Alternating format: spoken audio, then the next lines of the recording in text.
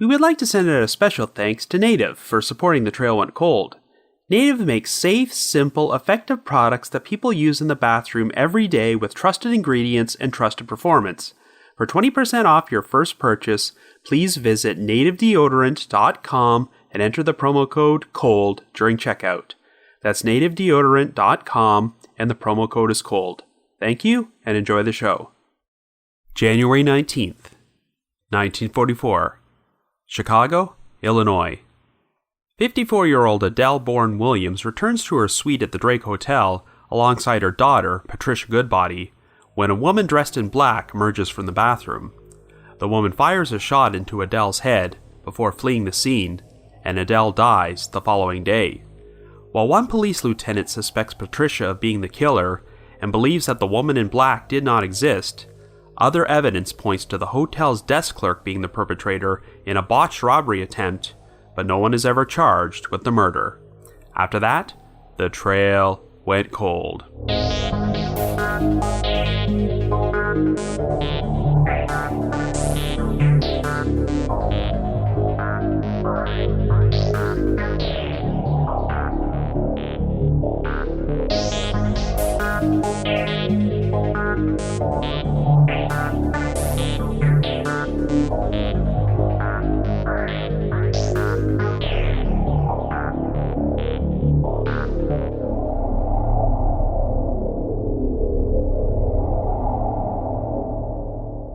Hello everyone, and welcome to the latest episode of The Trail Went Cold.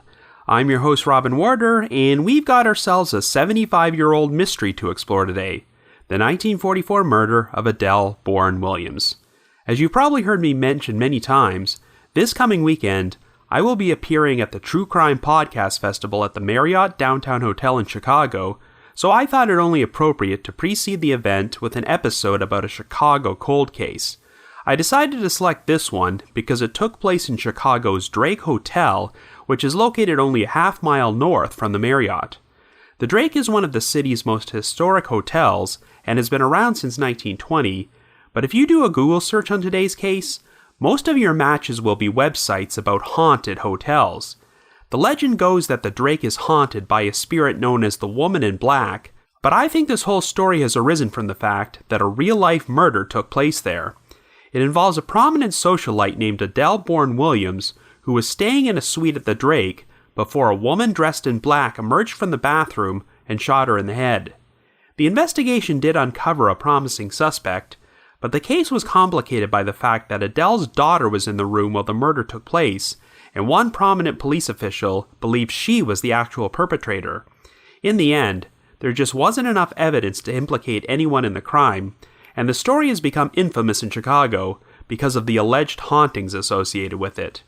But even if you disregard all the supernatural elements, this is one hell of a bizarre and complicated cold case which deserves further exploration. Anyway, before we get started, just a quick reminder that The Trail Went Cold is a weekly podcast which is currently available for download on several platforms, including iTunes, Stitcher, Google Play Music, and Spotify. So if you like this podcast, be sure to subscribe to it, and please leave us a rating or review on any of those sites to help spread the word. The Trail Went Cold is on Patreon, so if you would like to learn how to support the show, please visit our page at patreon.com/thetrailwentcold. For as little as $1 a month, you can garner access to exclusive rewards, which may include stickers and thank you cards, early access to episodes, and bonus content. So with all that out of the way, let us now explore the unsolved murder of Adele Born Williams.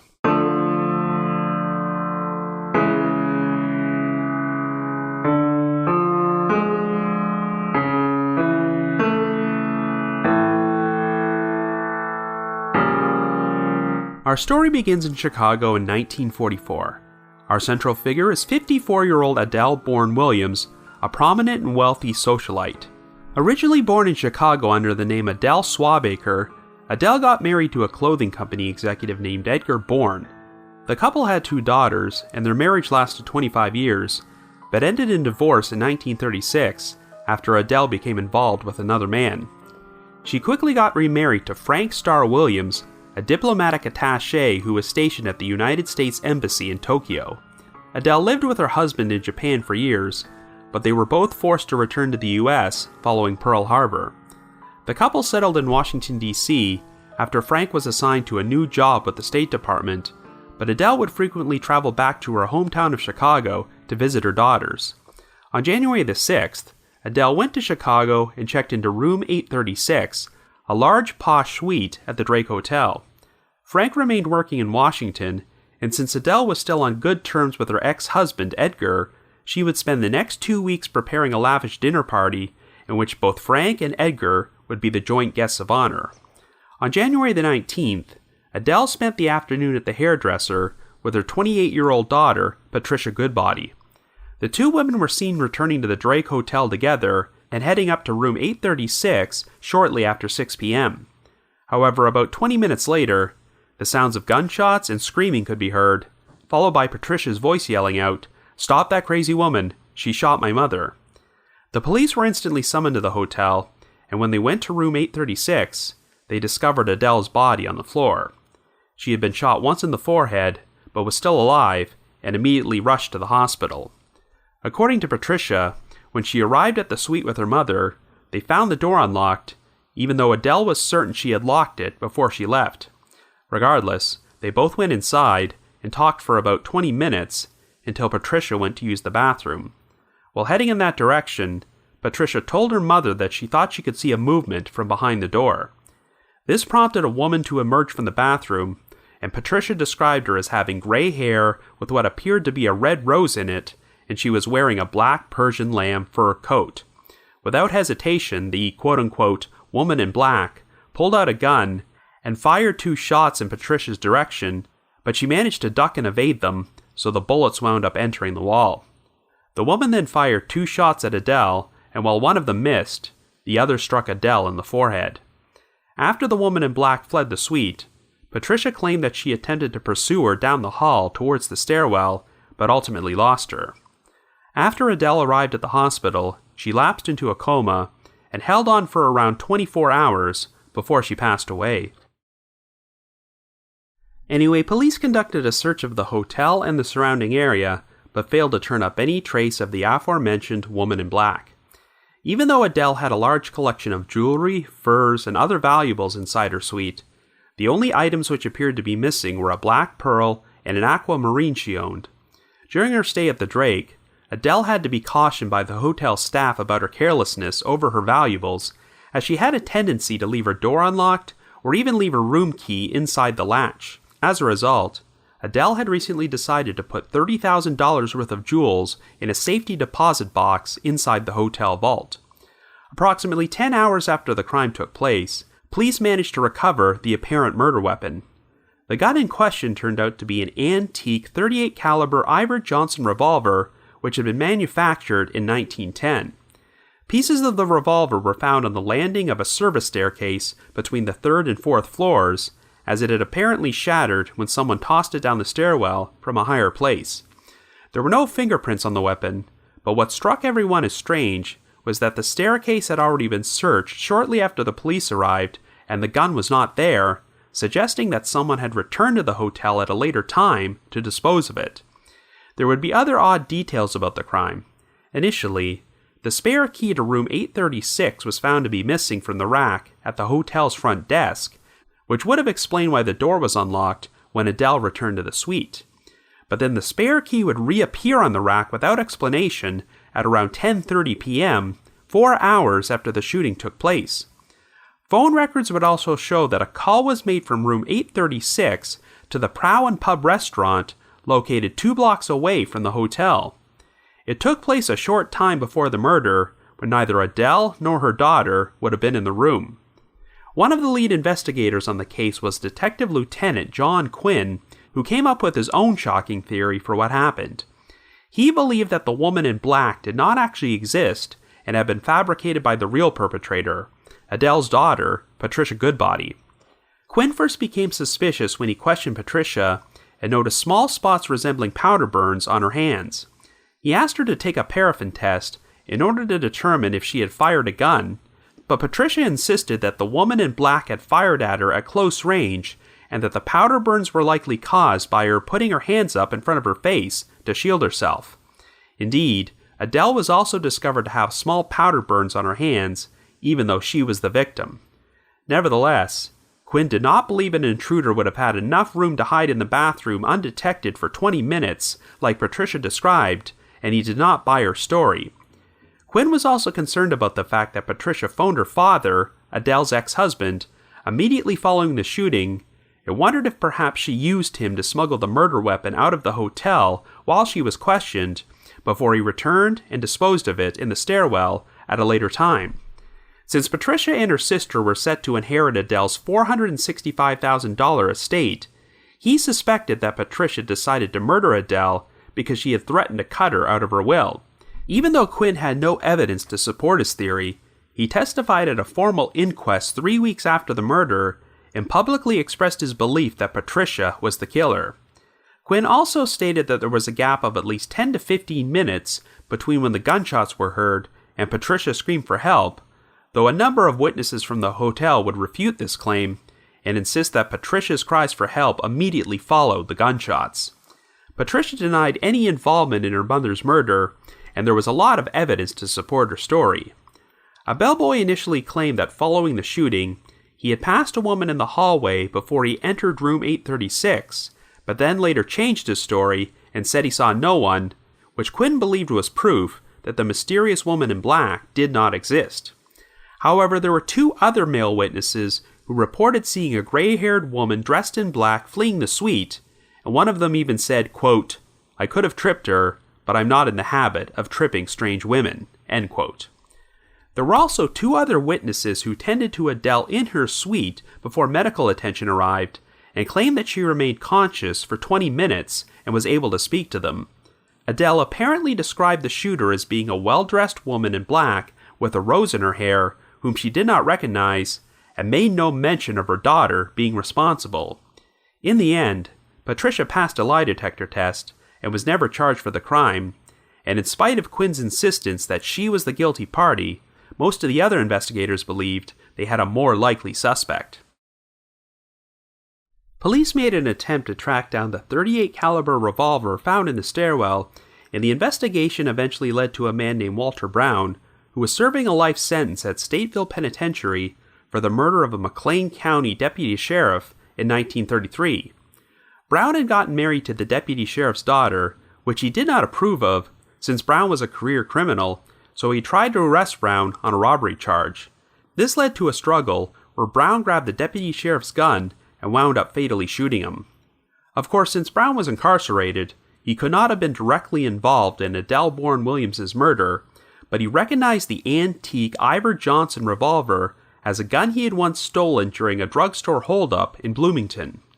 Brown was a lifelong friend with a man named Adolph Valanis, and since Valanis was a gun collector, Brown recalled giving him the revolver and leaving it in his drawer shortly before he was arrested for murder. Well, it turned out that Adolph Valanis was a Chicago police officer who had just graduated from police training school around the same time period when Adele's murder took place. Since 11 years had passed by this point, Valanis did not recall Brown ever having given him the revolver, but here's the big twist. Valanis' sister just happened to be a desk clerk at the Drake Hotel. Her full name was Ellen Valanis Bennett Larkworthy Welch, though most of the newspaper accounts from that time period referred to her as Ellen Bennett. Ellen was 41 years old at the time of the murder, and she had quite a colorful backstory, to say the least. At the age of 15, Ellen married a 57-year-old man named Ascot Bennett. They divorced only 6 months later, but during the marriage, Ellen became pregnant and gave birth to a son, who was overseas as a merchant marine at this point. Even though she had dropped out of school during the 6th grade, Ellen later enrolled at Northwestern University under a false name by using a high school diploma which belonged to a friend of hers. In February of 1939, Ellen had her first brush with the law when she was arrested for the armed robbery of a dress shop in Park Ridge. She committed the crime while wearing a blonde wig over her red hair and did so using a gun she had borrowed from her brother and a car that she stole from a state senator. Ellen only wound up receiving probation for the crime, but the craziness with her would continue. She eventually got married to a World War I veteran named Veer Larkworthy. At the time, he was living as a patient in a soldier's home, and was known for being a drunkard, but he had recently inherited a $20,000 estate. Veer would later say, quote, "I came back from the races in Indianapolis and met Ellen at a Milwaukee hotel. She had a car. We drank, and then the next thing I remember, I was in Dubuque and married." End quote. Ellen would subsequently use Veer's inheritance to buy jewels, insure them, and then report them stolen in a scam to collect more money. The marriage only lasted for a few weeks, as Ellen pretty much took Veer for everything he had before she divorced him. In April of 1942, Veer left his soldier's home to meet someone after receiving a telephone call and was fatally shot in the head.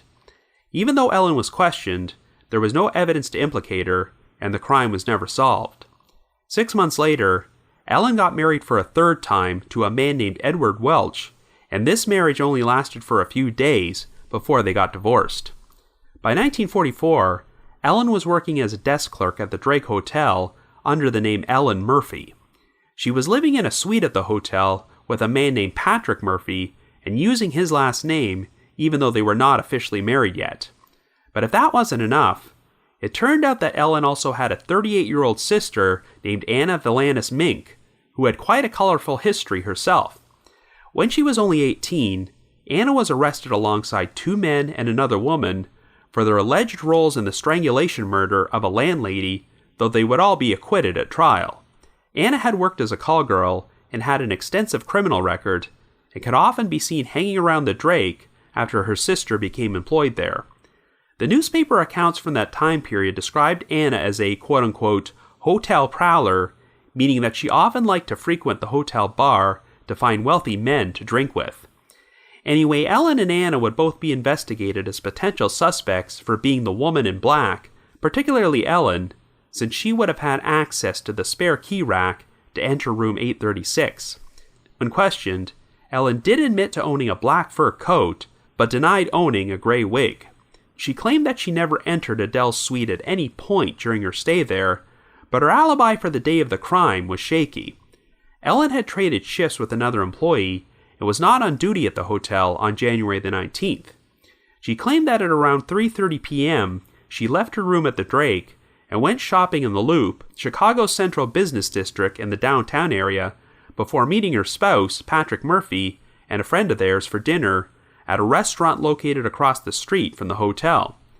However, Ellen did not buy anything during her shopping trip and had trouble naming any stores she visited or employees she might have spoken to.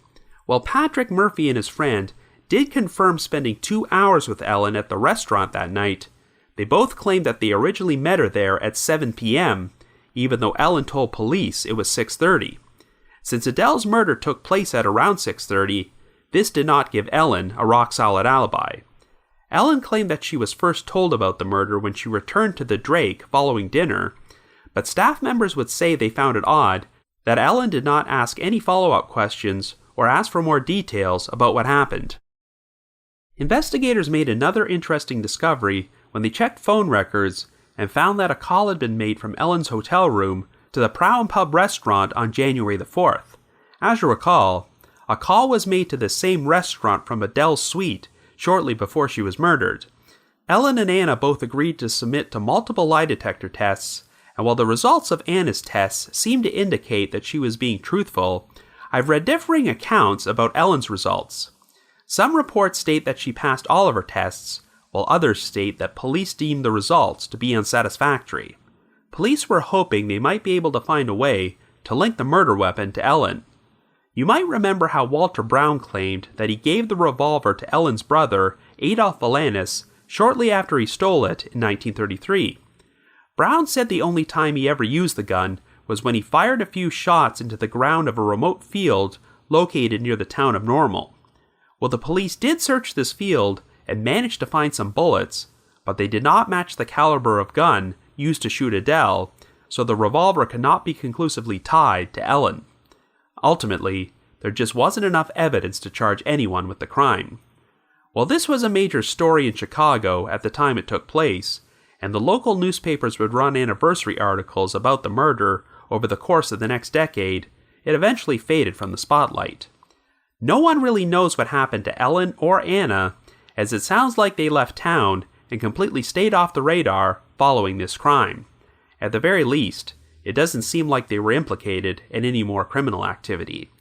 Of course, the final postscript to this story are the alleged haunting occurrences, which have supposedly took place in the Drake Hotel over the years.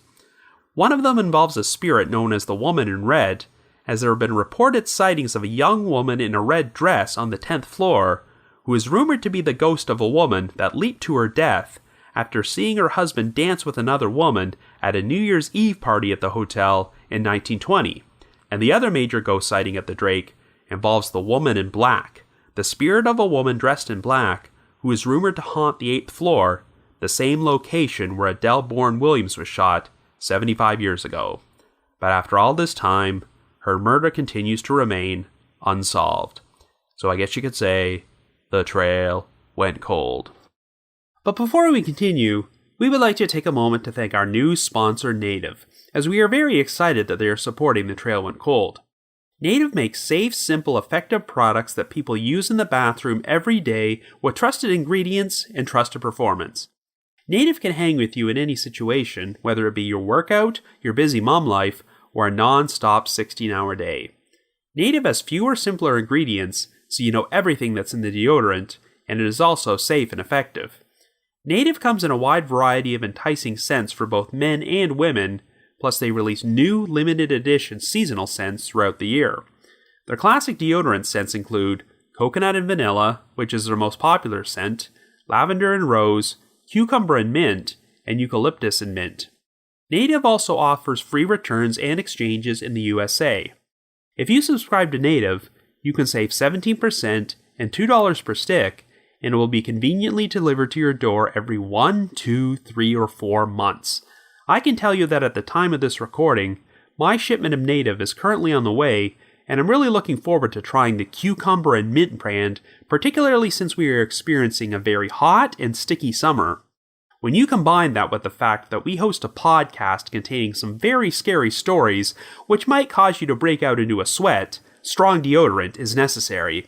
And it is very important to use one with clean ingredients, which is what Native has.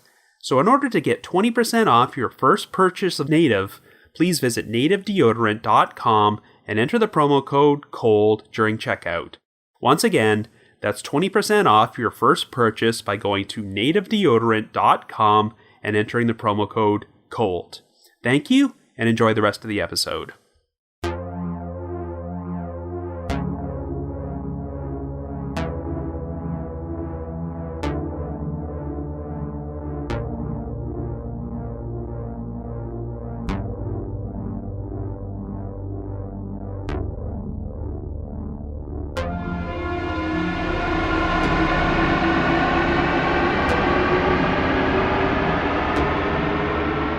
Well, judging from previous episodes on this podcast, it seems like I have a major fascination with murder cases which took place at fancy hotels during the first half of the 20th century.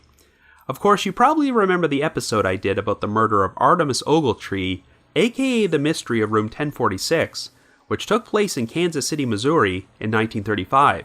And I also did another World War II era episode about the murder of Corporal Mayoma Ridings, which took place in an Indianapolis hotel in 1943, and oddly enough, featured another mysterious woman in black seen in the victim's room who was suspected of being the killer.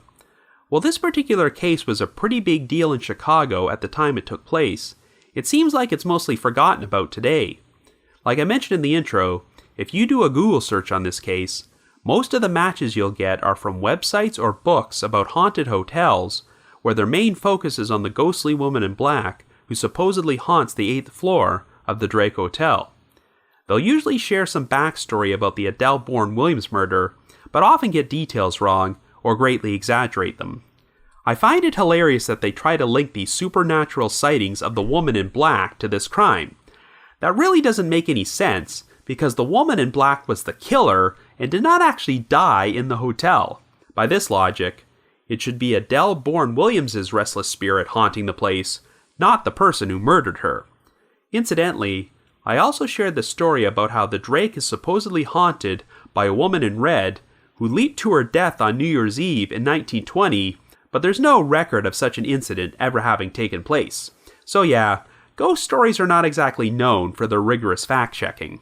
Regardless, even if you completely disregard the supernatural elements which are attached to this story, the murder of Adele Born Williams is still an incredibly fascinating case, and doing a search through newspapers.com provided a ton of archival material which helped me understand how the original investigation unfolded at the time. Theoretically, this case could have been solved relatively quickly, but it sounds like it often got bogged down in false leads and wild rumors.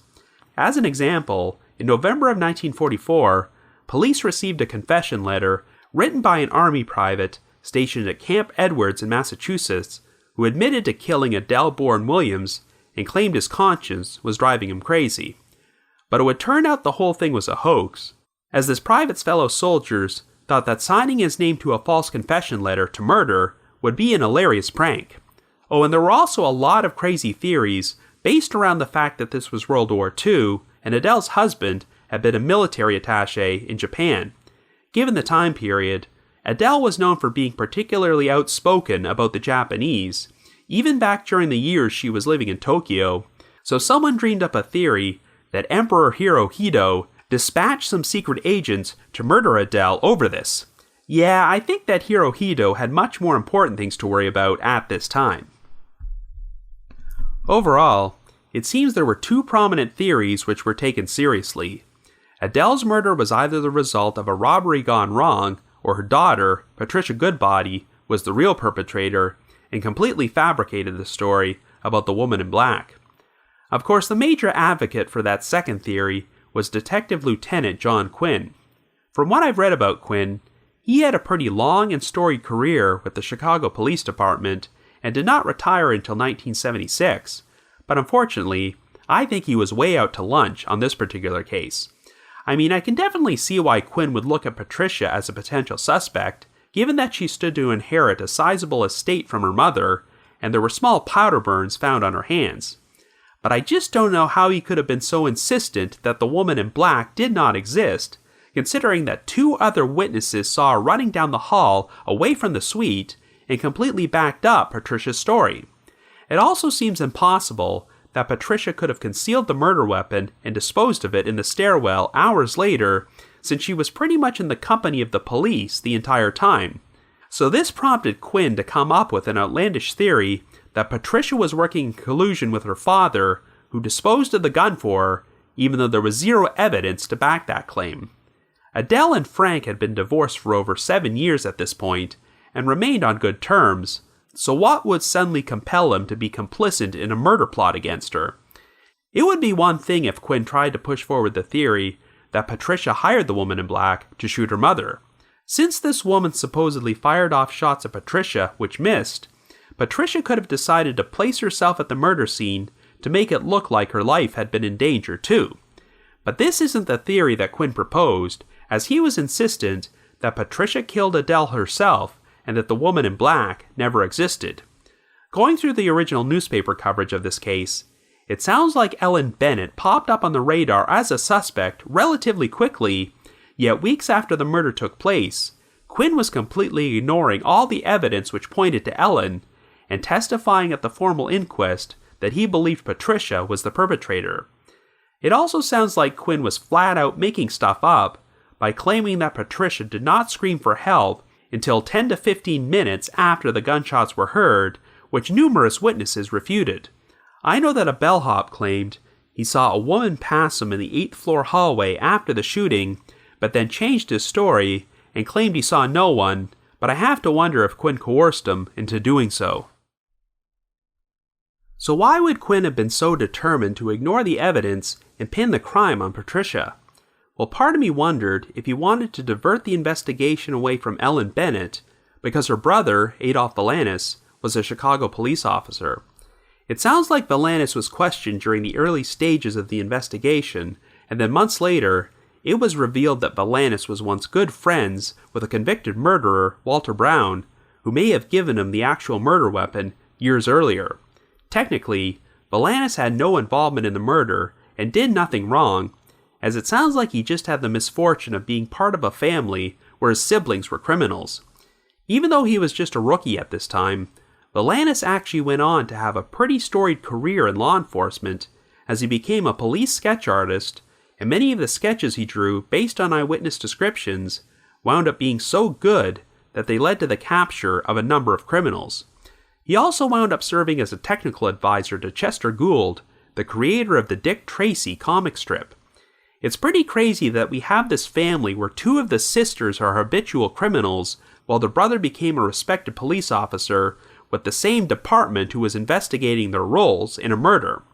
To make a Chicago analogy, I guess this is almost like how Al Capone's oldest brother became a federal prohibition agent. Anyway, I don't get the impression that Quinn was trying to protect Valanis, as I'm not sure they even knew each other, and Valanis was a rookie who had just graduated from training school, so it's not like him having a sister who was implicated in a murder would have been a major scandal for the Chicago Police Department. I think the simplest explanation is that Quinn's actions were the result of tunnel vision, as he immediately got it into his head that Patricia Goodbody was the killer, and even when the evidence started pointing away from her, nothing was going to change his mind. And it was a pretty sad situation, because it sounds like Patricia was legitimately devastated by the ordeal of witnessing her mother get killed, and was left in a state of complete shock for weeks afterward, so the last thing she needed was a police lieutenant publicly accusing her of the crime. Thankfully, it sounds like most of the other investigators with the Chicago PD had more common sense than Quinn, and did not believe his theory, so Patricia was spared the ordeal of being railroaded for a crime she did not commit. But I think that if Quinn hadn't devoted so much energy into focusing on the wrong suspect, the police may have been able to make a stronger case against the real perpetrator. So I think it's safe to say that most of the evidence in this case points to Ellen Bennett, and man, what a twisted life she led. By this point, she had already been through 3 quickie marriages with older men, and was living with a potential 4th husband at the Drake Hotel. It's clear that Ellen was only after these men for their money, and she may have been responsible for one of their murders. I did some digging into older articles about the death of Ellen's second husband, Vere Larkworthy, and it's not even clear if their marriage was even official to begin with, as all Vere remembered is meeting Ellen in a bar, getting drunk, and waking up the following morning with Ellen telling him they got married. As far as I can tell, there was no direct evidence that Ellen was the person who shot Vere in the head, but when you consider the fact that she hooked up with him shortly after he inherited a sizable estate, and cleaned him out of all the money he had, it would not surprise me in the least if Ellen decided to kill him after she felt he'd outlived his usefulness. If she was capable of doing that, then I'm sure she would have had no qualms about shooting Adele Born Williams in the head. And then there's her sister, Anna Valanis Mink, who also had an extensive criminal history and was accused of being involved in her own murder when she was only 18 years old. I dug up some articles about this crime, which took place in 1924, and it also involved one of her female friends who was also only 18, a male friend who was only 16, and Anna's 19-year-old brother, Tony Valanis, which once again shows that Adolf Valanis seemed to be the one good apple in a very rotten family. The 4 of them entered the flat of a landlady named Bessie Gainsian, bound and gagged her, and then killed her when she refused to hand over her money. Anna was quoted as saying, "Pretty girls don't hang," when she was originally charged with the murder, likely because this took place immediately following the infamous Leopold and Loeb trial, where they were both spared the death penalty for their murder and instead received life imprisonment.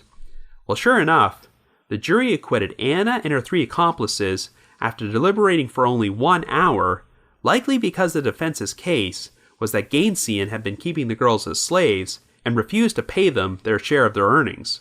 So it's definitely not too hard to imagine both Ellen and Anna being complicit in Adele's murder.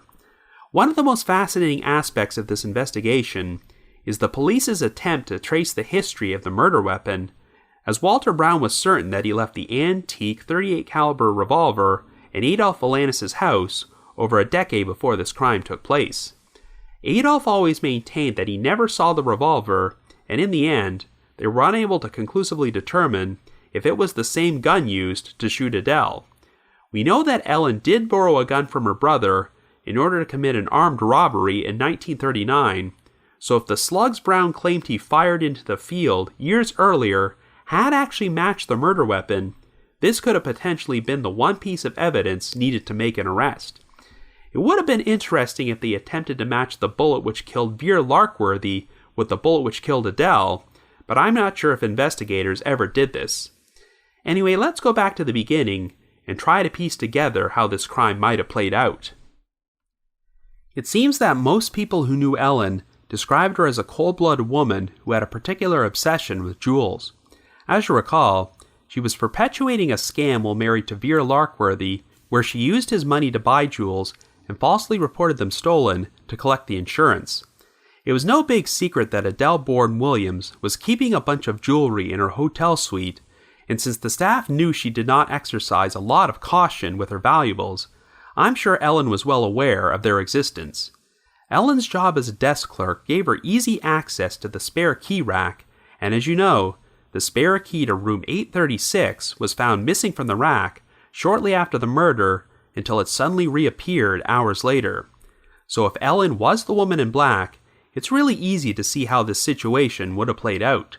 She wasn't on duty that day, so if Ellen visited the hotel, she would have been compelled to put on a gray wig to disguise herself so she wouldn't be recognized. Let's not forget that Ellen was wearing a blonde wig when she was arrested for armed robbery years earlier. Ellen likely found out that Adele was going to be away from room 836 that afternoon, so she decided to pocket the spare key in order to enter the suite while Adele was gone in order to steal her jewelry. But Adele and Patricia returned before Ellen had a chance to leave, so she was forced to hide in the bathroom. I don't think Ellen had planned on killing anyone that day, and was probably going to attempt to sneak out of the suite at her earliest opportunity, but when Patricia entered the bathroom and discovered that an intruder was there, this prompted Ellen to fire off some shots at both women before fleeing. Since Patricia immediately ducked down when the shots were fired, Ellen may have mistakenly thought the bullets hit her, which is why Patricia was left alive when Ellen fled the scene. We do know that Ellen later showed up at a restaurant across the street with her spouse and a friend of theirs, which she probably arranged ahead of time in hopes of fabricating an alibi for herself. If everything went according to plan, and Adele discovered that many of her valuables were missing, it would have been difficult to pinpoint the exact time they were stolen. But the problem is that the shooting took place at around 6:30 p.m., and even though Ellen tried to tell police she was at the restaurant at 6:30, her two companions claimed she did not arrive until 7 o'clock. So technically, Ellen had no alibi for the exact moment the murder took place. Since we know Ellen was at the restaurant for at least 2 hours before returning to the hotel, this would explain why the spare key did not reappear on the rack until later that night, and why the shattered pieces of the murder weapon were not found in the staircase during the initial search. Since Ellen lived at the Drake, she would have had ample opportunity to return the key to the rack and toss the gun down the stairwell. Honestly, this is a pretty neat and logical scenario for what happened, though there are still a few unanswered questions. We know that a phone call was made from room 836 to a pub shortly before the shooting, and it would later turn out that Ellen called this same pub from her own room only a few weeks earlier. But if Ellen made the call from room 836, it's not clear who she was talking to, or why she would have felt compelled to phone someone from inside the suite she was in the midst of robbing. It's also a bit surprising that the only valuables missing from the suite were a black pearl and an aquamarine, as I'm not sure why Ellen didn't help herself to more valuables, and why she hadn't completed the robbery by the time Adele and Patricia returned. But this might be explained by the fact that Adele had recently placed a lot of her jewels in one of the hotel's safety deposit boxes, and I'm not sure if Ellen was actually aware of this. So Ellen may have spent a lot of time searching through the suite for jewelry which was no longer there, which is why she was inside the room a lot longer than expected. Really, I think a botched robbery is the only explanation for this crime, as I don't believe Adele or Patricia were deliberately targeted. Remember, the two women were in the suite chatting for around 20 minutes before the shooting took place, and the woman in black was presumably inside the bathroom the entire time. I think that if she had been planning to murder Adele or Patricia, she would have emerged from there much earlier. I guess the only wild card in this case might be Ellen's sister, Anna, as we know she hung around the Drake a lot as a quote-unquote hotel prowler and had been involved in at least one other murder in her life.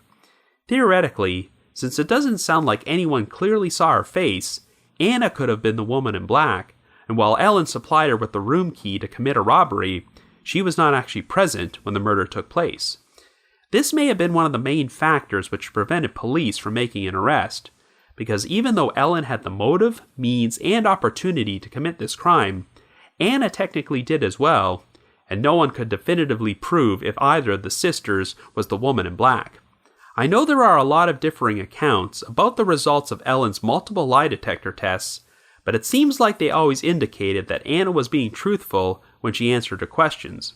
Of course, we all know today that lie detector results are completely unreliable, so these results pretty much mean nothing in the grand scheme of things. But back in 1944, they were still relatively new and given a lot more weight, so I think the results did not give the police the smoking gun they were hoping for.